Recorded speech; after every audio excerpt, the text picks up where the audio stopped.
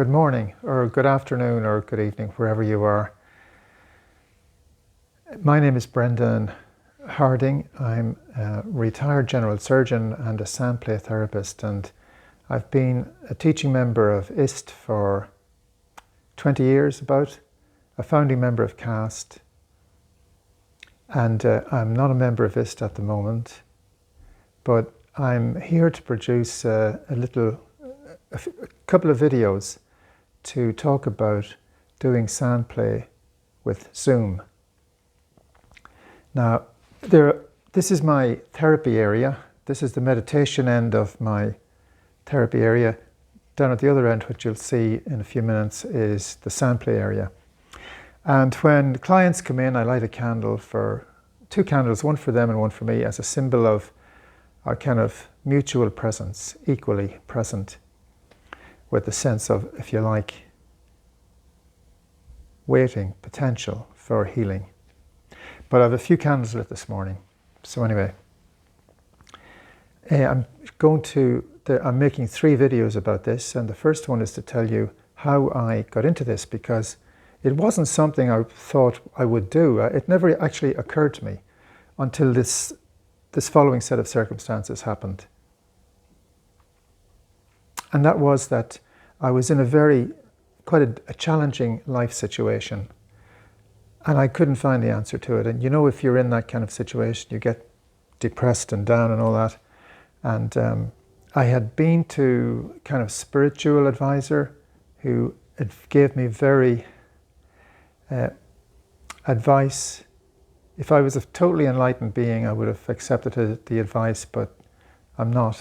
So I went looking elsewhere, and I went to see a Jungian therapist I had known quite well. I'd met him once or twice, and he had written some books. And I went to see him in a foreign country and spent about 8 days there, saw him on a few occasions, and he really gave me the advice that I felt was what I had to do. When I talk about my spiritual advisor, I think he was compassionate towards me, in the sense of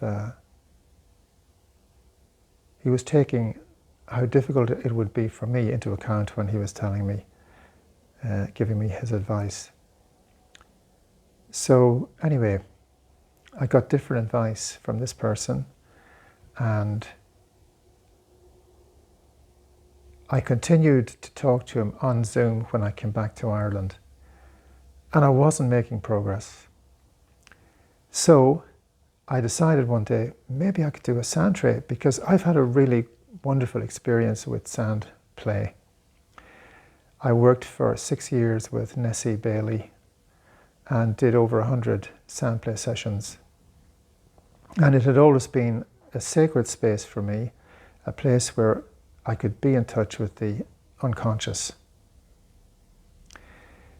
So I went ahead with a sandplay, this person being the holder of it, me in my own sandplay room, very easy. And it made a difference. The symbol work got me through this block I had in my own psyche. And very soon after that, a client rang me from another country. It wasn't a client at that stage, a person that knew me through a friend. In a difficult situation, I suggested we do sandplay, and it worked. She told me what to pick and all that, and I'll show you exactly how I do that in the next video. But since then, I've had about 3 years working with sandplay in this form, and it's worked perfectly well. So the reservations you might have about it are somehow that there's lack of confidentiality. Well, Zoom is used in all sorts of confidential situations, and I don't think this is really significant. I have never at any point felt that unsafe from the confidentiality point of view. And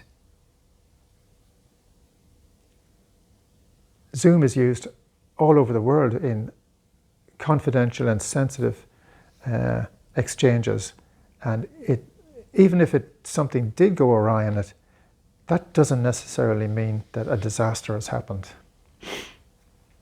So that's number one. Number two is, well, if you start doing Zoom with people you've never met in person,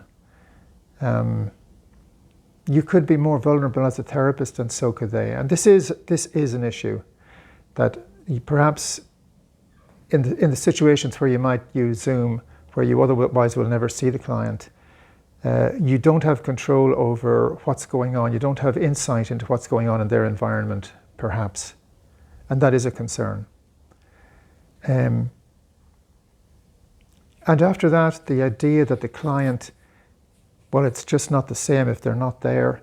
I would have thought that myself. That's not how it's worked out. And I haven't enough experience to say that it's not as good as a person being there. There are aspects of it that I think sometimes make it's better than the person being there. They may feel freer in some ways. So I don't know the answers to these questions yet. They are there. But the most important thing is whether you might feel safe or not.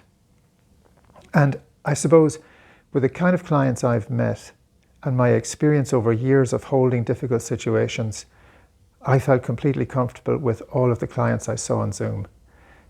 I think maybe if you're younger and you're not as used to holding clients, that might be a little inhibitor in how you feel about it.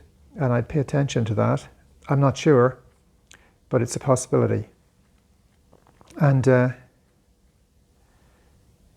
after that, really, I don't think there were any big issues. And so that's how I got into it. And they're the kind of clients, and these are the concerns you might have that I'm addressing.